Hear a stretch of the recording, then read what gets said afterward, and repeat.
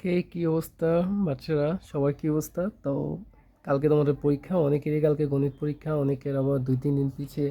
তো ভাই হঠাৎ করে ভাবলাম, কেননা আজকে তোমরা যারা অষ্টম শ্রেণীর আছো তোমাদের জন্য কিছু গুরুত্বপূর্ণ এমসিকিউর একটা সলভ ক্লাস নিয়ে আসি। সো অনেক চিন্তা ভাবনার পরে ভাবলাম যে এটা তো নিয়ে আসাই যায়, তোমাদেরও একটু উপকার হলো। এবং ভিডিওটা এমনভাবে মেক করা যে একটা ক্লাসে তোমাদের অলমোস্ট সবগুলো ইম্পর্টেন্ট এমসিকিউ কভার হয়ে যায়। এর মধ্যে কিছু ক্যালকুলেটর টিপসও থাকলো, ক্যালকুলেটর হ্যাকসও থাকলো, অল এভরিথিং লাইক হচ্ছে তুমি যখন হচ্ছে যে অঙ্কগুলো ক্যালকুলেটরে করতে পারবে আমি ওইগুলো দেখাই দিলাম, যে অঙ্কগুলো হচ্ছে তুমি থিঙ্কিং লজিক্যালি করতে পারবে ওইগুলো দেখাই দিলাম। সো আজকের ক্লাসটা এরকমই একটা ক্লাস হইতে যাইতেছে। সো আমরা আর কথা না বাড়িয়ে শুরু করি। সো প্রথমে ভাই হচ্ছে কয়েকটা এমসিকিউ আগে থেকেই নোট করে রাখছি। সো জাস্ট হচ্ছে ওইগুলাই দেখামো। আর সবাই হচ্ছে মনোযোগ সহকারে এ টু জেড প্রথম থেকে হচ্ছে শেষ পর্যন্ত দেখবা। I think one of the best class হবে তোমাদের জন্য এটা। ওকে, সো ফার্স্ট হচ্ছে আমরা প্যাটার্ন মানে প্রথম অধ্যায় থেকে শুরু করছি। সো দেখো প্রথমেই ভাইয়া কিছু হচ্ছে মানে লাইক হচ্ছে এক দুইটা ইজিও থাকবে অনেকের জন্য, যে ভাই হ্যাঁ এরকম একটা ক্লাস দিতেছেন এখানে ইজি কেন দেখালেন। সো হচ্ছে ইজি কঠিন সব মিলেই থাকবে, বাট ছুটটা যাওয়া যাবে না, ঠিক আছে? সো প্রথমে দেখো আমরা ইজি থেকে শুরু করি। প্রথমে প্যাটার্নের একটা এমসিকিউ দাগাইছি, সেটা বলতেছে যে সবচেয়ে ক্ষুদ্রতম মৌলিক সংখ্যা কোনটি। সো বলতে হচ্ছে ভাই এটা সবাই জানি দুই, হ্যাঁ এটা দুই। সো আমরা ইজি থেকে শুরু করলাম আর কি। সো এটা হচ্ছে দুই, ঠিক আছে। সো এরপর হচ্ছে আমরা যাই, তারপর দেখো হচ্ছে আমরা একটা এমসিকিউ হচ্ছে এটা 19 নাম্বারটা। এখানে বলা হয়েছে যে 20-এর মৌলিক গুণনীয়ক কোনটি। সো আমি আবার বলতেছি কিন্তু সবাই কিন্তু যুক্ত থাকবা হচ্ছে। টাইম না দেখো, যেমনি দেখো তোমার যেই অধ্যায়টা দরকার ওই অধ্যায়টা দেখো, বাট তুমি দেখো কিছু না কিছু তো শিখতে পারবা, ঠিক আছে? আমি তোমাদেরকে প্রমিস করলাম কিছু না কিছু নতুন তোমরা শিখতে পারবা। ওকে, সো দেখো এই যে 19 নম্বর এমসিকিউটা। সো এখানে কি বলা আছে যে 20-এর মৌলিক গুণনীয়ক কোনটি। সো এইটার জন্য আমাদের ফার্স্টে যে কাজটা করা লাগবে যে 20-এর গুণনীয়কগুলো বাইর করা লাগবে। সো ঠিক আছে, 20-এর গুণনীয়কগুলো। সো আমরা জানি গুণনীয়ক মানে কি, যে যেই সকল সংখ্যা দ্বারা কোনো সংখ্যাকে ভাগ করা যায় তাদেরকে গুণনীয়ক বলে। তার মানে 20-এর গুণনীয়ক হচ্ছে ওই সকল সংখ্যা যেগুলো দিয়ে 20-কে ভাগ করা যায়। তো তারা কে হবে? 1 হবে, 2 হবে। 3 দ্বারা কি ভাগ করা যায় না? 3 দ্বারা কিন্তু ভাগ করা যায় না। সো হ্যাঁ 4 হবে, 4 দিয়ে ভাগ দিলে 4 5 20, 4। দেন হচ্ছে তোমার 5, 5 দেওয়া যায়, 10, 10 দেওয়া যায়, দেন হচ্ছে 20। এইগুলা। সো এদের মধ্যে মৌলিক কোনটা? দেখো এদের মধ্যে মৌলিক হচ্ছে 2, 2 আছে, তারপর হচ্ছে 5 আছে। এগুলো কিন্তু মৌলিক না। হ্যাঁ, এখানে আমরা বুঝতে পারছি ভাইয়া মৌলিক কি, গুণনীয়ক হচ্ছে এগুলা, 20-এর গুণনীয়ক এগুলা। এদের মধ্যে মৌলিক চাইছে। সে মৌলিক কি? মৌলিক মানে হচ্ছে আবার ওই সকল সংখ্যা যেগুলোকে আবার অন্য কোনো সংখ্যা দ্বারা ভাগ করা যায় না। যেমন আমি যদি 4-এর কথা চিন্তা করি, 4কে কিন্তু তুমি হচ্ছে 1, 2 দ্বারাও ভাগ করতে পারবা, মানে 4 বাদে। আবার তুমি যদি 10কে চিন্তা করো, 10-এর কথা, 10কে কিন্তু তুমি 1, 2, 5 মানে অনেকগুলো সংখ্যা দিয়ে ভাগ করে পারতেছো। এগুলো মৌলিক না। মৌলিক হচ্ছে যেই সংখ্যাকে ওই সংখ্যা এবং 1 ব্যতীত অন্য কোনো সংখ্যা দ্বারা ভাগ করা যায় না। সো এখানে মৌলিক হচ্ছে 2 আর 5। এখন দেখি এখানে আনসারে কি কি আছে। সো এখানে 2 নাই, 5 আছে, তো এটা আনসার হচ্ছে 5। যে 20-এর মৌলিক গুণনীয়ক কোনটি, এটা আনসার হচ্ছে 5। ওকে, সো এরপর হচ্ছে ভাই এই যে দেখো 22 নাম্বার একটা এমসিকিউ আছে, এটা ইম্পর্টেন্ট আছে কিন্তু 22 নাম্বারটা। সো এখানে বলতেছি কি যে এই একটা প্যাটার্ন 0, 3, 8, 15, 24, এই প্যাটার্নে ব্যবহৃত রাশি কোনটি। হ্যাঁ এইগুলো ইম্পর্টেন্ট আছে, আমি শিওর কালকে তোমরা এই টাইপের একটা এমসিকিউ পাবা এক দুইটা। সো বলতেছি যে এই প্যাটার্নটার জন্য নিচের কোনটা হচ্ছে তার বীজগাণিতিক রাশি। তো এটা বের করার দুইটা উপায় আছে। এক তো হচ্ছে তুমি ওই যে সৃজনশীল আমরা যেভাবে বের করি ওইভাবে তুমি হচ্ছে বীজগাণিতিক রাশি বের করলা। আর আরেকটা হচ্ছে তুমি এখানে মিলাবা। হ্যাঁ লাইক হচ্ছে তুমি এই যে আমরা জানি এই যে প্রত্যেকটা প্যাটার্নে দেখো ক আছে। আমরা জানি ক মানে কি, ক মানে হচ্ছে ওই যে তার পদ সংখ্যা। তো তুমি হচ্ছে কয়ের জায়গাত মান বসাবা, যেমন প্রথমে 0 বসাবা, তারপর 1 বসাবা। তুমি 0 না সরি 1 বসাবা, 2 বসাবা, 3 বসাবা, বসে বসে দেখবা যে কোন প্যাটার্নটা বা কোন বীজগাণিতিক রাশিটা এটাকে সমর্থন করতেছে। যেমন দেখো প্রথমে যদি আমি প্রথমটা টেস্ট করি, প্রথমটা কি আছে 2 cos² -1। সো এখন ধরো আমি কয়ের জায়গাত 1 বসালাম। সো 1 বসালে কি, সো 1² মানে 1 -1 = 2 -1 = 1। সো প্রথমে কি আছে 1 বসাতে 1 আছে। সো দেখো আমার প্যাটার্নে কিন্তু প্রথম পদ কিন্তু 1 না, প্রথম পদ কত 0। সো আমরা জানি ক মানে কিন্তু পদ সংখ্যা, ক মান 1 বসেছি মানে এই 1 বসানোর ফলে আমার পুরাটা রাশির জন্য প্রথম পদটা আসা লাগবে। বাট এখানে কিন্তু প্রথম পদটা আসে নাই, সো এটা প্রথমেই বাদ। ওকে, দেন হচ্ছে আসো 2 নাম্বারটা মিলে 2 ক² + 1, এই প্যাটার্নটা। এখানে আমি কয়েক জায়গাতে আবার 1 বসালাম। সো সো 1 বসাইলে সো 1² মানে 1 + 1 2 + 1 = 3। সো এই ক্ষেত্রে 1 বসানোর ফলে আমি কত পাইছি? আমি পাইছি 3। সো আমার এখানে প্রথম পদ কি 3, প্রথম পদ কিন্তু 0, তার মানে এটাও বাদ। এবার আসো 3 নাম্বারটা। সো 3 নাম্বারটা হচ্ছে ক² - 1। সো এখানে আমি কয়ের জায়গাতে 1 বসে, সো 1² - 1, 1² মানে 1 - 1 = 0। সো এইখানে দেখো, এখানে কিন্তু আমরা 0 পাইছি এবং এখানে প্রথম পদও কিন্তু 0। সো আমার এটা কিন্তু প্রথমটা মিলছে। তো অনেকে কী করে, প্রথমটা মিলে ঠাস করে হচ্ছে আনসারটা দিয়ে দেয়, বাট হচ্ছে এরকমটা না। অনেক স্যার তোমাকে হচ্ছে এমন অনেক ধরনের বীজগাণিতিক রাশি দিবে যেটার মধ্যে হচ্ছে প্রথম দ্বিতীয় পদ পর্যন্ত মিলা যেতে পারে, বাট তোমার হচ্ছে অ্যাটলিস্ট 3টা পর্যন্ত হলেও দেখবা। হ্যাঁ, সো আমরা হচ্ছে এবার কয়েক জায়গাতে আবার 2 বসায় দেখি। 2, সো 2 বসালে 2² - 1 অ্যান্ড 2 বসালে কত 4, 4 - 1 = 3। এই যে এখানে 3 এসে, এখানেও 3 এসে, তো আমার এটা কিন্তু দ্বিতীয় পদ তো মিলতেছে। এবার হচ্ছে ধরো আমরা কয়েক জায়গা 3 মানে 3 বসায় দেখি। সো 3² - 1 অ্যান্ড 3² মানে 9, 9 - 1 8। সো এক্ষেত্রে 3 বসানোতে আমার 8 আছে, তার মানে আমার বলতেছে যে এক্ষেত্রে তৃতীয় পদ কত 8। আমরা দেখি এখানে কত 8, হ্যাঁ 8। ওকে, সো তার মানে এটার আনসার হচ্ছে ঘ নাম্বারটা, হুইচ ইজ ক² - 1। সো এইভাবে তোমরা এই ধরনের অঙ্কগুলো যে হচ্ছে এর বীজগাণিতিক রাশি বের করো, বা এর হচ্ছে বীজগাণিতিক প্যাটার্ন, বা কোন প্যাটার্নটিকে সমর্থন করে বা কোন রাশিটিকে সমর্থন করে, এই টাইপের এমসিগুলো করে ফেলতে পারবো। ওকে, সো এটা গেল। তারপর আসো ভাইয়া, এরপর হচ্ছে 24 নাম্বার একটা প্রশ্ন আছে, which is something tricky. Like বলছে যে প্রথম 70টি ক্রমিক স্বাভাবিক সংখ্যার যোগফল কত? বলছে যে ক্রমিক স্বাভাবিক সংখ্যার যোগফল প্রথম 70টি। ওকে, সো মনে বলতে পারো যে ভাই এটা কি আদৌ আমাদের আছে আসলে? সো এটা হচ্ছে 50-50। এটা অ্যাকচুয়ালি ক্লাস 9-10-এর একটা এমসিকিউ, বাট তোমাদের থাকতেও পারে। সো এটার জন্য আমাদের হচ্ছে একটা সূত্র শেখা লাগবে যে ভাই একটা কাজ করি না, আমরা ক্যালকুলেটর দিয়ে 1 + 2 + 3 এভাবে 70দের সঙ্গে যোগ করে ফেলি। সূত্র শেখার দরকার কি আসলে? এটা এভাবে সম্ভব না, আমাদের অবশ্যই সূত্র শিখতে হবে। সো সূত্রটা দেখো, আমরা জানি এই n সংখ্যক স্বাভাবিক সংখ্যা, আই রিপিট স্বাভাবিক সংখ্যা, স্বাভাবিক সংখ্যা কোনগুলো 1 2 3 4, এরকম স্বাভাবিক সংখ্যা যোগ করার সূত্র হচ্ছে n × n+1 / 2। ঠিক আছে, সো এখানে n কি, n হচ্ছে লাস্ট পদ, তুমি যতগুলা পদ যোগ করবা তার মানটা এটা। সো আমাকে এখানে বলছে 70টা পদ যোগ করা লাগে, তো n এর জায়গায় বসাবো আমরা 70। সো আবার 70 + 1 / 2, সো হচ্ছে 70, এইখানে হচ্ছে 70 × 71 and / 2। সো আমরা হচ্ছে ক্যালকুলেটর ট্রাই করি, আমার হচ্ছে সেই জনপ্রিয় 100 ms ক্যালকুলেটরটা। সো আমি দিলাম, দেন হচ্ছে ভাগ কত, ভাগ 2। সো কত পাইছি দেখো, 2485। তো তার মানে এটার আনসার হচ্ছে এই যে 2485, গ নাম্বারটা। ওকে, সো সূত্রটা কি? সূত্রটা হচ্ছে n × n+1 / 2। ওকে, সূত্রটা হচ্ছে একটু মাথায় করে নিবা। হ্যাঁ, ওকে, সো এরপর হচ্ছে আমরা যাইতেছি 29 নম্বর প্রশ্নটাতে। এটা ইম্পর্টেন্ট, আমার খুব সম্ভবত লাগতেছে যে এটা আসতে পারে। এটা আসার সম্ভাবনা হচ্ছে 10%, সরি, লাইক 99%। ঠিক আছে, ওকে, সো মানে যদি 100% দিয়ে দিই, যদি কমন না পড়ে, একসাথে বলবো যে ভাই আপনি কি করলেন, আমাকে হচ্ছে 100% দিয়ে হচ্ছে 0% নামাই দিলেন। সো আমরা 100% না দিই। ওকে, যাক, দেখো কি বলছে, নিচের কোন সংখ্যা হলো ফিবোনাকি সংখ্যা? ওকে, এখানে বিষয় হচ্ছে যে ভাইয়া ফিবোনাকি সংখ্যা কি তোমার ফার্স্টে বুঝতে হবে। দেখো, ফিবোনাকি সংখ্যা হচ্ছে ওই সকল সংখ্যা যেখানে 2টা পদ যোগ করলে পরের পদটা পাওয়া যায়, অর্থাৎ প্রতি 2টা পদ হবে তার পরের পদটা। সো আমরা হচ্ছে মিলাই এখান থেকে মিলাচ্ছি। সো দেখো প্রথমে কি আছে, প্রথম প্যাটার্নটাতে মানে প্রথম অপশনটাতে 0 1। সো 0 1 যোগ করলে কত 1। সো এখানে 1 আছে, কিন্তু আবার 1 1 যোগ করলে 2। সো এই দেখো এর পরের পদটা 2, আবার 1 আর 2 যোগ করলে কত 3। এই যে পরের পদটা 3, তো আমার তো কতই মিল গেল। সো কি লাক, মানে আমার হচ্ছে আর পরেরগুলো দেখা লাগবে না। সো তার মানে ফিবোনাকি সংখ্যা হচ্ছে কি, 2টা পদ যোগ করলে যদি আমরা পরের পদটা পাই সেই ধরনের সংখ্যাকে বলা হয় ফিবোনাকি সংখ্যা। সো এইগুলা হচ্ছে, আর আছে কিনা ভাই হচ্ছে একটু দেখে নিচ্ছি, একটু টাইম দাও। হচ্ছে 2935 নাম্বার, আমরা আরেকটা এমসিকিউ দেখবো যে এটা হচ্ছে 35 নাম্বার। 35, এই যে এটা 85। এটা একটু টাফ। বলতেছে যে 4 7 10 13 প্যাটার্নটির 12তম পদ কোনটি? তো তোমার হচ্ছে এই প্যাটার্নটার 12তম পদ চাইছে। সো এখানে এটা আছে না তোমার, এটা হচ্ছে আমরা দুইভাবে করতে পারি। এক হচ্ছে এটার কি বলে বীজগাণিতিক রাশি বাইর করে, আরেকটা সূত্র আছে যেটা আমরা ক্লাস 10-এ বা 9-এ ইউজ করি, সমান্তর ধারার, ওইটা ব্যবহার করে। সো আমি তোমাদের ক্লাসে যেহেতু ওইটা নাই, তোমাদের ক্লাসে হচ্ছে বীজগাণিতিক রাশির দ্বারা মানে সূত্র দ্বারা আমি ওইটাই অ্যাপ্লাই করতেছি। তো এখানে দেখো আমরা ফার্স্টে তুলে নিই 4 7 10 and 13।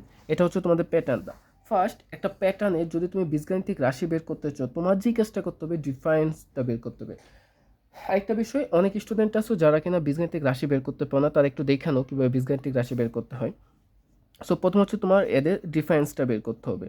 সো দেখো আমি যদি এখানে এটা 3, আবার ডিফারেন্স মানে হচ্ছে দুইটা পদের পার্থক্য। তো 7 থেকে 4 বিয়োগ করলে কত 3, আবার 10 থেকে 7 বিয়োগ করলে কত 3, আবার 13 থেকে 10 বিয়োগ করলে কত 3। সো এখানে ডিফারেন্সটা হচ্ছে 3।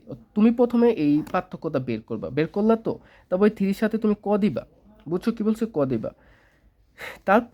তারপরে এটা কিন্তু রাফে করবা, এই কয়ের জায়গা তুমি 1 বসাবা। সো কয়ের জায়গা 1 বসাইলা, এখন এ তো 1টা তো গুণ হবে কারণ কটা গুণ ছিল।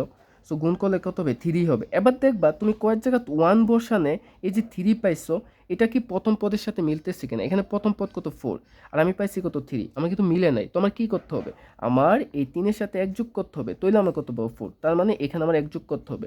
তো এটাই হচ্ছে বীজগাণিতিক রাশি, দ্যাটস ইল। ওকে, তুমি জাস্ট একটু কনফার্ম হইতে পারো, কয়ের জায়গাতে হচ্ছে 2 বসায় দেখতে পারো যে মিলে কিনা এটার মধ্যে হ্যাঁ। সো এখন যদি আমি 2 বসাই, সো এখন কিন্তু +1 শো। সো 3 দুগুণে 6 +1 এই যে 7, এই যে দ্বিতীয় পদ কত 7, কয়ের জায়গায় 2 বসানো কত 7, এই যে এটাই হচ্ছে আমার বীজগাণিতিক রাশি which is 3 co +1। Okay, so এইভাবে তুমি সকল প্যাটার্নের, সকল বলাটা ভুল হবে, বাট তোমাদের ক্লাস স্ট্যান্ডার্ড যেখানে হচ্ছে বীজগাণিতিক রাশি বাইর করতে বলে তুমি সবগুলো বের করতে পারবা। ওকে, সো এখন চলো আমরা এই বীজগাণিতিক রাশির সাহায্যে কততম পদ বের করবো, 12তম পদ বের করবো। সো চলো ভাই হচ্ছে 12তম পদ বের কি জাস্ট কী করতে হবে, কয়ের জায়গায় 12 বসাই দিতে হবে। সো 3 × 12 +1। সো আমরা গুণ করি, চলো 3 দুগুণে 6, 3 ওকে 3 +1 = 37। ওকে, সো আমরা কত পাইছি, আমরা পাইছি 37, হুইচ ইজ গ। ওকে, সো বাচ্চারা, সো আশা করি তোমরা খুব দ্রুতই শিখতে পারছো। আর হচ্ছে ভাই হচ্ছে আরেকটা দেখাবো লাস্ট, ওই ম্যাজিক বর্গ সংখ্যা থেকে একটু আশা করতে পারে। আমি আবারও বলতেছি কিন্তু যে হচ্ছে আমি যেগুলো দেখাইতেছি এগুলো কিন্তু একটা অধ্যায়ের মানে ইম্পর্টেন্ট অঙ্কগুলো, ঠিক আছে, যেগুলো হচ্ছে তোমাদের আসতেই পারে। সো তোমরা কিন্তু এগুলা এটলিস্ট কইরা নিবা। আমি প্রত্যেকটা অধ্যায় মানে তোমাদের প্রত্যেকটা বলতে হচ্ছে 6টা কি 7টা অধ্যায়ের এভাবে দেখাই দিব। ওকে, সো এরপর হচ্ছে দেখো যে এই যে এটা একটা এমসিকিউ যেখানে বলতেছে যে এটা একটা ম্যাজিক বর্গ। ওকে, সো বলতেছে যে কয়ের মান কত, এই যে ক। সো এখানে আমরা বুঝতে হবে যে ম্যাজিক বর্গ মানে কি। ম্যাজিক বর্গ মানে হচ্ছে এমন একটা বর্গ যেখানে তুমি যেভাবেই যোগ করো যোগফলটা সেম হবে। মানে তুমি যদি এভাবেও যোগ করো যেই যোগফল আসবে, এভাবেও যোগ করলে একই যোগফল আসবে। সো চলো ফার্স্ট আমরা এক কাজ করি, এভাবে যোগ করি। সো এভাবে যোগ করলে প্রথমে আছে দেখো 4, এই যে 4 বসালাম ভাইয়া 4, তারপর আছে 11 বসালাম, তারপর আছে 6 বসালাম, আমরা কত পাইছি, আমরা পাইছি 21। কত 21।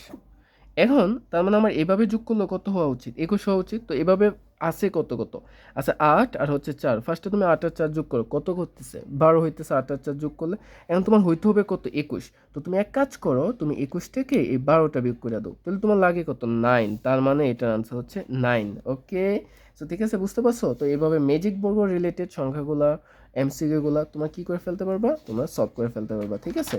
সো হচ্ছে এই অধ্যায় থেকে আমাদের প্যাটার্ন থেকে এতটুকুই, ঠিক আছে। ওকে, সো ভাইয়া এসে বললাম দ্বিতীয় অধ্যায়ে। তো এখানে একটা কনফিউশন আছে, কনফিউশনটা হচ্ছে অনেকে 2.2 থেকে স্টার্ট, আবার অনেকের হচ্ছে পুরোটা দ্বিতীয় অধ্যায় আছে। সো ভাইয়া একটা কাজ করছে, সেটা হচ্ছে 2.1 এবং 2.2 মিলাই এমসিকিউগুলো দিয়ে দিতেছি, ঠিক আছে। 2.1 থেকে খুব বেশি দিব না, তবে ওইগুলাই দিব যেগুলো হচ্ছে তোমার আশা পড়তে পারে এবং হচ্ছে একটু ট্রিকি, ঠিক আছে। আমি আবার বলতেছি 2.1 থেকে আমরা হচ্ছে ট্রিকিগুলো দেখবো। ওকে, সো সবার ফার্স্টে দেখো ভাই হচ্ছে এখানে একটা দাগ আছে এবং এগুলো কিন্তু বুট কোশ্চেন। সো প্রথমটা কি বলতেছে যে 25% কত। সো কি শর্টকাট একটা এমসিকিউ না, যে 24% কত। সো এটা হচ্ছে আমরা কি করব, 24% তুমি এটা দুইভাবে করতে পারো, তুমি সবাই এখন ক্যালকুলেটর ইউজ করো। তো তুমি ডাইরেক্ট হচ্ছে 24, এই যে দেখো ভাই 24 লিখলাম, তারপর হচ্ছে পার্সেন্টেজ দিতে পারি। সো পার্সেন্টেজ দিতে হয় কীভাবে, শিফটে দেওয়া, তারপর ইকুয়ালে দিতে হয়। সো এই যে ইকুয়াল দিলাম, এই যে দেখো 24% আসছে। তো সো 24% আসলো, এখানে তো 24% 24ই আইসে। ভাইয়া এটা কী করলেন, কী করাইলেন, না আসলে এরকম না। সো আমি হচ্ছে তোমাদের দেখাইলাম ক্যালকুলেটার কীভাবে পার্সেন্টেজ তুলতে হয়, তবে আমরা এটা কীভাবে সলভ করি এটা একটু দেখো। সো এখানে চাইছে তোমার 24%-এর মান। অ্যাকচুয়ালি কি আমাদের এখানে পার্সেন্টেজ বাদে মানটা বের করতে হবে আর কি। তুমি জাস্ট হচ্ছে 24কে 100 দ্বারা ভাগ করে দাও, 100 দ্বারা, ঠিক আছে। সো 24কে 100 দ্বারা ভাগ করো, দেখো কত আসে, যে 24 ভাগ 100। সো কত আসে দেখো 0.24। এখন তুমি হচ্ছে আনসারটা মিলাই নাও। এখানে তো একটা তো 0.24 নাই। হ্যাঁ ভাইয়া, কী করালেন আপনি? ভুল এমসিকিউ করাচ্ছেন। Okay wait. সো দেখো আমরা এখানে কি পাইছি, 0.24 পাইছি না? আমরা এখান থেকে হচ্ছে চেক করবো যে কোনটার জন্য 0.24 আসে। সো চলো, প্রথমে কি আছে? প্রথমে আছে 6/25। তো তুমি 6কে 25 দ্বারা ভাগ দাও। 6/25। এই যে দেখো, প্রথমটাতে আমি পেয়ে গেছি 0.24। তার মানে আমার আনসার হচ্ছে কত? 0. খ নম্বরটা 6/25। ওকে, সো এটা শেষ। তারপর 6 কি বলছে দেখো। 6 বলছে 420 টাকা কত টাকা 7%। কি বলছে? 420 টাকা কত টাকা 7%। ওকে, তাহলে অনেকে এটা এটা হচ্ছে বুঝতে পারে এমসি কত। অনেকে ভাবতে পারে যে ভাই এটা মনে হয় এরকম চাইছে যে আমরা এই 420-এর সাথে এই কত কত বলছে 7% গুণ করে দিই। আসলে তা না, এটা কিন্তু তা না। এটা হয়তো এরকমও হইতে পারতো যদি বলতো যে 420-এর 7% কত। যদি তোমাকে বলতো যে 420-এর 7% কত, তখন তুমি 420-এর সাথে 7% গুণ দিতা। বাট এখানে বলছে যে কত টাকার 7% 420। তার মানে এইখানে কোনটার সাথে 7% গুণ দিলে 420 আসবে। ওকে, সো হচ্ছে আমরা একটা একটা করে চলো ট্রাই করি। ওকে, সো প্রথমে আসো, এই যে প্রথমটা ট্রাই করি। প্রথমটা কি আছে দেখো, প্রথমটা আছে 6294 গুণ কত 7%। তো 7 আমরা শিখেছিলাম পার্সেন্টেজ কীভাবে তুলতে হয়, শিফটে দিয়ে ইকুয়ালে দিতে হয়, ইকুয়াল। সো এই যে দেখো, এটা হচ্ছে 440। এটা কিন্তু মিলে নাই। এবার হচ্ছে আমরা খ নাম্বারটা চেক করি, যেটা হচ্ছে 6000 গুণ 7, শিফটে দিলাম, পার্সেন্টে দিলাম, এই যে 420। তার মানে আমি খ নাম্বারটা পেয়ে গেছি। এবার বুঝতে পারছো, বলছে যে কত টাকা, মানে নিচের কোনটার সাথে 7% গুণ দিলে 420 আসবে। ওকে, হুইচ ইজ খ নাম্বারটা। ওকে, ক্লিয়ার? আচ্ছা গেল। তারপর এখানে আরেকটা আছে 7 নাম্বার। এই যে দেখো, এটা হচ্ছে আবার ওই প্রথমে যেটা বলছিলাম, যে যদি বলতো যে 420-এর 7% কত, তখনই আমরা 420-এর সাথে 7% গুণ দিতাম। এটা হচ্ছে এরকম, বলছে যে 1050-এর 8% কত। তুমি জাস্ট হচ্ছে 1050-এর সাথে 8%টা গুণ দিয়ে দিবা। ঠিক আছে, ডাইরেক্ট এটার সাথে গুণ দিবা, হয়ে যাবে। ওকে, তারপর দেখো হচ্ছে 10 নাম্বার। ভাই একটু হচ্ছে মানে স্পিডলি বলতে চেষ্টা করতেছি, মানে কারণ হচ্ছে তোমাদের জন্য সময় শর্ট, তোমাদের দ্রুত করতে হবে, আর একদম হচ্ছে বুলেট গতিতে আগাইতে হবে। ঠিক আছে, তো চলো আমরা হচ্ছে এরপরটা দেখি। এরপরটা হচ্ছে 10 নাম্বার। এখানে বলতেছে তোমার যে হচ্ছে যে বিক্রি মূল্য ক্রয় মূল্যের অনুপাত 7:10 হলে শতকরা কত লাভ বা ক্ষতি হবে। সো এই টাইপের অঙ্ক একটা পাইতে পারো তোমরা, লাভ বা ক্ষতির। সো এখানে তোমার আগে দেখতে হবে যে বিক্রয় মূল্য কোনটা আর ক্রয় মূল্য কোনটা। তোমার হচ্ছে এখানে বলা আছে যে বিক্রয় মূল্য হচ্ছে, এই যে দেখো, বিক্রয় মূল্যের অনুপাত হচ্ছে 7, আর ক্রয় মূল্যের অনুপাত হচ্ছে 10। ওকে, সো তুমি বুঝতেই পারতেছো, ধরো ক্রয় মূল্য 10 টাকা আর বিক্রয় মূল্য 7 টাকা। তার মানে কি হয়েছে? লস হয়েছে। আমি 10 টাকা দিয়ে কিন না, 7 টাকা বিক্রি করছি। আচ্ছা, বর্তমানে কি এরকম হচ্ছে পাওয়া সম্ভব, এরকম মানুষ বা দোকানদার যে 10 টাকা কিনা 7 টাকা বিক্রি করবে? আহ, তোমরা কি কখনো পাইছো এরকম যে কোনো একটা দোকানে গেলা, যে সে যে টাকাটা কিনছে এর চেয়ে তুমি অনেক কম টাকায় কিনছো? মানে জানাই, ওকে আর কি। সো যাই হোক, সো আমার এই বিক্রেতা সে হচ্ছে খুব, কি বলা যায়, খুব অসহায়। সে 10 টাকা দিয়ে কিনা 7 টাকায় বিক্রি করছে। তো তার কি হয়েছে? লস তো হয়েছে, লস। হ্যাঁ, তো কত টাকা লস হয়েছে? তার লস হয়েছে 3 টাকা। তো এখন তোমার এই 3 টাকাটা মানে ক্ষতিটা শতকরায় প্রকাশ করতে হবে। তো শতকরায় প্রকাশ করার শর্টকাটটা হচ্ছে, তুমি উপরে ক্ষতি বা লাভটা বসাবা। ক্ষতি বা লাভ, আই রিপিট, ক্ষতি বা লাভটা। যত টাকা লাভ হবে বা যত টাকা ক্ষতি হবে সেটা তুমি বসাবা। তো এখানে 3 টাকা ক্ষতি হয়েছে, আমি 3 বসাইছি উপরে। ঠিক আছে, তারপর তার নিচে বসাবা ক্রয় মূল্য। আমি আবারও বলতেছি, নিচে বসাবা ক্রয় মূল্য। তোমার লাভ হোক বা লস হোক, যেইটাই হোক, তুমি নিচে ক্রয় মূল্য বসাবা আর উপরে লাভ বা লস বসাবা, গুণ 100। ঠিক আছে, সো দেন হয়ে গেছে। সো দেখো আমরা বের করি। সো 10 ভাগ, এই যে 3/10 গুণ 100। সো কত হয়েছে? 30। তার মানে এটার আনসার হচ্ছে 30%। ওকে, ঠিক আছে। তারপরে হচ্ছে আমাদের যেটা করা লাগবে সেটা হচ্ছে 5 6 হয়েছে 43 নাম্বার। ওকে, চলো এই দুইটা এমসিকিউ, এই দুইটা হচ্ছে একটু টাফ। যারা হচ্ছে বুঝতে সমস্যা হয় তারা হচ্ছে মানে ক্যান্সেল করে দিতে পারো। হুম, সো এখানে কি বলতেছে দেখো, এখানে বলতেছে, ওকে, সো আমি হচ্ছে আর ওই এমসিকিউগুলো দেখাই নাই, কারণ ওইগুলো হচ্ছে তোমাদের 2.1 থেকে সরাসরি রিলেটেড ছিল। সো ওইগুলো আসার সম্ভাবনা কম এবং ওইগুলো একটু হচ্ছে ট্রিকি। ওইটা সলভিং মনে হয় আমাদের বিদ্যাঙ্গনে ইউটিউব চ্যানেলে থাকতে পারে, তোমরা দেখে নিতে পারো। সো যাই হোক, আমরা হচ্ছে এখন 2.2-এ চলে যাইতেছি। সো দেখো 2.2-এ আমরা হচ্ছে যে 2.2 থেকে হচ্ছে খুব বেশি এমসিকিউ হচ্ছে খুব মানে ইম্পর্টেন্ট না এটা বলবো না, ইম্পর্টেন্ট আছে বাট হচ্ছে ওই যে মানে কঠিন নাই, তো আমি খুব বেশি একটা দেখাবো না। সো ফার্স্টে 10 নাম্বারটা নিচ্ছি, কী বলছে দেখো যে একটি জেলার বর্তমান জনসংখ্যা 50 লক্ষ, জনসংখ্যা বৃদ্ধির হার 1020 জন, 3 বছর ওই জেলার জনসংখ্যা কত হবে? সো এখানে বর্তমান জনসংখ্যা যেটা আছে তুমি এটাকে হচ্ছে পি ধরে নেবা। সো এখানে পি হচ্ছে 50 লক্ষ, ঠিক আছে, 50 লক্ষ। ওকে, সো আমরা মান বসাচ্ছি, একক দশক শতক শস্য অযুত লক্ষ, হ্যাঁ এখনো 5 লক্ষ হয়েছে, একক দশক শতক শস্য অযুত লক্ষ। ওকে, সো 50 লক্ষ, তারপর বলা আছে জনসংখ্যা বৃদ্ধির হার 1020 জন। এ বিষয়ে একটু বুঝতে হবে যে জনসংখ্যা বৃদ্ধির হার 1020 জন, এটা হচ্ছে আর এর মান, এটা কার মান? আর এর মান। 1020 জন, তার মানে তুমি 20কে 1000 দ্বারা ভাগ দিবা, ঠিক আছে। যদি বলা হয় তো 1025 জন, তাহলে উপরে 25 বসলইলে 1000 নিচে বসলইলে। অনেক সময় থাকে যে 10,000, ওই ক্ষেত্রে যদি এরকম বলা আছে যে জনসংখ্যা বৃদ্ধির হার 10,020 জন, এক্ষেত্রে ওই 20টা উপরে বসবে আর 10,000টা নিচে বসবে, হ্যাঁ। আর এটা হবে আর এর মান। সো আমরা দেখি কত আসে। সো আমরা হচ্ছে এখানে 20কে 1000 দ্বারা ভাগ দিতেছি, সেটা হচ্ছে 0.02 আসছে, 0.02, এটা আর এর মান। তারপর কি চাইছে? 3 বছরে ওই জেলার জনসংখ্যা কত হবে, তার মানে এন এর মান হচ্ছে 3। ওকে, সো এক্ষেত্রে আমাদের হচ্ছে চক্রবৃদ্ধি মূলধনের সূত্রটা বসাইতে হবে, যেটা হচ্ছে আমরা জানি যে সি সমান সমান হচ্ছে P into 1 plus R to the power N. So মান বসাও। সো পি এর মান হচ্ছে 50 লক্ষ, 1 2 3 4 5 6, 1 2 3 4 5 6 ইন্টু 1 প্লাস আর এর মান হচ্ছে 0.02, এন এর মান হচ্ছে 3। ওকে, সো আমাদের হচ্ছে এটা কিন্তু সময় খেয়ে নিতেছে, সো এটা সমস্যা। সো আমরা দ্রুত বাইর করে ফেলি। সো 1 2 5 6, 1 2 3 4 5 6, ওকে, গুণ 1 plus 0.02 two the power 3। Okay, so এটা কত আছে দেখো। সো এটা হচ্ছে তোমার 53 লক্ষ, হ্যাঁ। সো এই যে আনসারটা হচ্ছে খ নাম্বারটা 53 লক্ষ 6040। ওকে, এখন এখানে আরেকটা জিনিস, আরেকভাবে এমসিকিউটা থাকতে পারে, তোমাকে বলতে পারে যে 3 বছর জনসংখ্যা কত বৃদ্ধি পাইছে, কথাটা বুঝছো। একটা এখানে বলছে যে 3 বছরের জনসংখ্যা কত হবে, 3 বছর পর জনসংখ্যা কত হবে। সো এটা হচ্ছে ডাইরেক্ট সি এর মান। আর যদি বলা হয় যে 3 বছরের জনসংখ্যা কত বৃদ্ধি পাবে, তখন তোমার যে কাজটা করতে হবে, এই যে মানটা পাইছো এটার থেকে আবার তুমি বর্তমান জনসংখ্যাটা বিয়োগ করে দিবা। মানে হচ্ছে ওই যে আমরা হচ্ছে এই ক্ষেত্রে এই 50 লক্ষ বিয়োগ করে দিব আর কি, যদি এরকমটা থাকে। সে এই যে তোমার হচ্ছে 3,06,040 জন, যদি মানে আমার কথা বুঝতে পারছো। একটা হচ্ছে যে বলছে যে 3 বছর পর জনসংখ্যা কত, যেটা সি এর মান ডাইরেক্ট।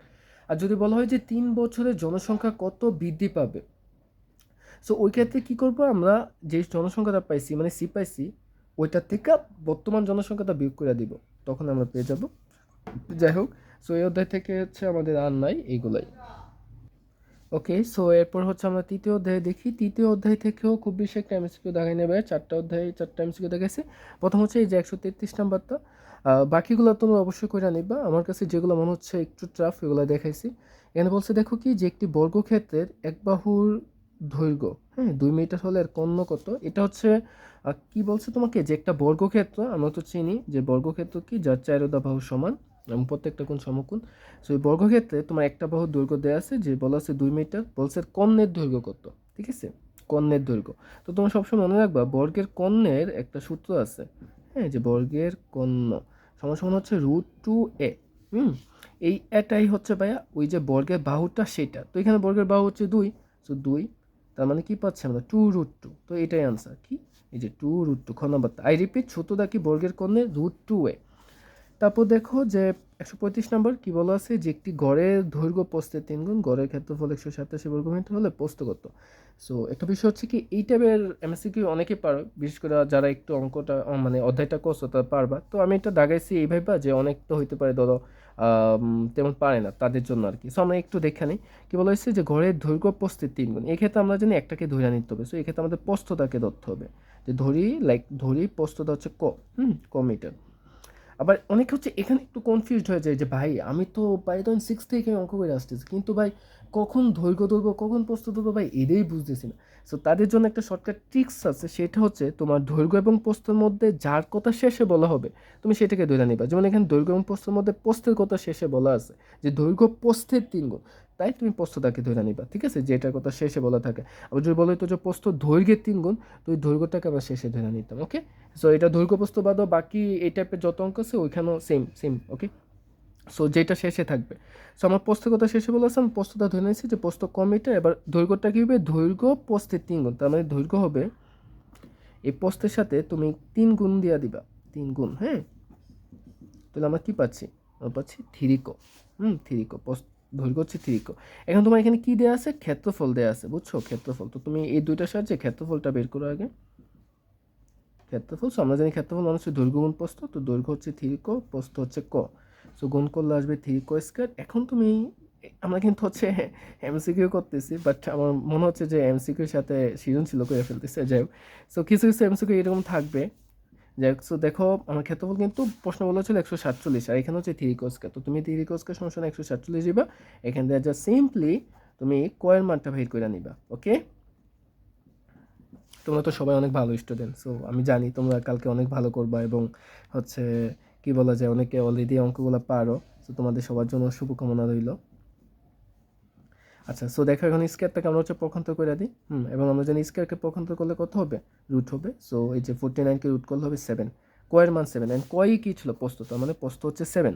এই যে এখন যদি বলে যে দৈর্ঘ্য বের করো, সেম দৈর্ঘ্য কি 3 ক। সো 3 ক মানে কি, কয়ের সাথে 3 গুণ দিতে হবে, তাহলে আমরা দৈর্ঘ্যটা পাবো, তো তখন ওইটা হবে 21। ওকে, বুঝা গেল? ঠিক আছে, তারপরে হচ্ছে একটু দাঁড়াও, এরপর এখানে আছে, এরপর হচ্ছে এটা, এই যে 179 নাম্বারটা। ও, এখানে একটা বিষয় আছে, এই এমসিগুলো একটু ভালো করে দেখো, এই এমসিগুলো ইম্পর্টেন্ট আছে। এটা তোমাদের ক্লাসের অনেকে হচ্ছে অঙ্কের মধ্যে এটা করানো হয় না, তার জন্য আর কি। এখানে কি বলেছে দেখো, যে 3 সেমি বাহুবিশিষ্ট ঘনকের আয়তন নির্ণয় করো, এটা একটা। আর তার নিচে যে √5 মিটার ধার বিশিষ্ট ঘনকের সমগ্র তলের ক্ষেত্রফল নির্ণয় করো। বা এখানে যে জিনিসটার কথা তোমাদের বলা হয়েছে সেটা হচ্ছে ঘনক। তো অ্যাকচুয়ালি হয়েছে কি, তোমাদের এই যে তৃতীয় অধ্যায়ে ঘনকের এমসিকিউ বা ঘনকের অঙ্কগুলো আছে, কিন্তু এই তেমন বিস্তারিতভাবে নেই, তার জন্য হচ্ছে অনেকে এগুলো পারে না। সো দেখো আমি হচ্ছে বইলা দিতেছি ঘনকের জিনিসগুলো। সো ঘনক যদি বলা থাকে, সো এই ক্ষেত্রে দুইটা জিনিস আসতে পারে। যেমন প্রথমে কি বলা হয়েছে, যে ঘনকের আয়তন। সো ঘনকের আয়তন হচ্ছে 1 কিউব। হ্যাঁ, ঘনকের আয়তন কি 1 কিউব, এর মানে হচ্ছে ঘনকের বাহুটা। আর যদি বলা হয় ক্ষেত্রফল, সো এটা হবে তোমার 6 স্কোয়ার, এর মানে বাহুর দৈর্ঘ্য। সো প্রথমে কি বলছে দেখো, এখন তুমি নিজে হাতাহাতি করতে পারবা। বলছে যে 3 সেমি বাহুবিশিষ্ট ঘনকের আয়তন কত। সো আমরা জানি আয়তন মানে কি 1 কিউব। সো হচ্ছে এখন বাহুটা কত দেওয়া আছে, 3, তো তুমি 3কে কিউব দাও, 3কে কিউব দাও। এখন আমরা জানি 3কে কিউব দিলে হবে কত, 3কে কিউব দিলে হবে 27, তার মানে প্রথমটা আনসার হচ্ছে 27। তারপর বলছে আবার √5 ধারবিশিষ্ট ঘনকের ক্ষেত্রফল। তো এখানে বাহুর এটার মধ্যে কিন্তু আবার বাহুর মান হচ্ছে √5। হ্যাঁ, বাহুর মান √5, তার মানে ওই যে ক্ষেত্রফলের সূত্র কি 6 স্কোয়ার। এখন এখানে বাহুর মান আবার হচ্ছে √5, সো এর মান 5, √5 বসালাম আমি। আমরা জানি স্কোয়ার রুটে কাটা যাবে, থাকবে শুধু 5, 530। অর্থাৎ এক্ষেত্রে আমরা আনসার কত পেয়েছি, আমরা পেয়েছি 30। ওকে, সো এই অধ্যায় থেকে এগুলাই।